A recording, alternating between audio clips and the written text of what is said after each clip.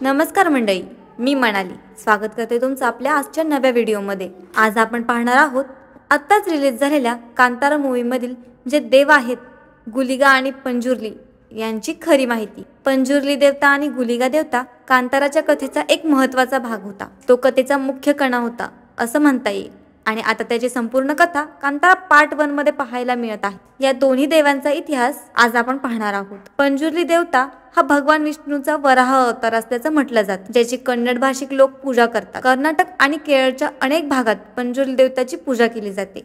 येथील लोकांची पंजुर्ली देवावर श्रद्धा आहे। तेथे पंजुर्ली देवता त्यांचे रक्षण करते असे मानले जाते। या भागात दैव कोला नावाचा सणही साजरा केला जातो, ज्यामध्ये तेथील लोक पंजुर्ली देवताच्या वेशभूषेत नाचतात। कांतारामध्येही तेच दाखवण्यात आलं होतं। चित्रपटाच्या क्लायमॅक्समध्ये ऋषभ शेट्टीच्या पात्रात पंजुर्ली देवता येतो आणि मग तो सर्व शत्रूंचा बदला घेतो आणि त्यांना ठार मारतो।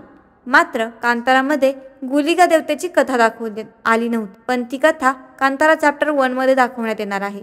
गुलिगा हे देवाचे उग्र रूप मानले जाते। कोरा या वेबसाईटनुसार एकदा माता पार्वतीने महादेवासाठी राख आणली होती, मात्र त्यात एक खडा आला होता। महादेवाने तो खडा पृथ्वीवर टाकला आणि त्यातून गुलिगा देवता जन्माला आली।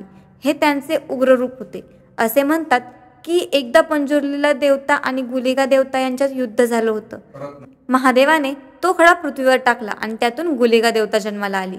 हे त्यांचे उग्र रूप होते। असे म्हणतात की एकदा पंजुर्ली देवता आणि गुलिगा देवता यांच्यात युद्ध झालं होतं, तेव्हा मात्र देवी दुर्गेला त्यांच्यात यावं लागलं आणि तिने हे युद्ध थांबवलं। तसेच त्यांनी एकत्र राहावे असे देवीने आदेश दिले। तेव्हापासून दैव कोला उत्सवात लोक गुलिगा आणि पंजुर्ली देव म्हणून वेशभूषा करतात आणि ते दोघं देव मित्र असल्याचे दाखवतात। तर मंडळी, अशी आहे कांतारा मूवीमधील दैवच्या कथा। तुम्हाला हा व्हिडिओ आवडला असेल तर मला कमेंटमध्ये नक्की कळवा।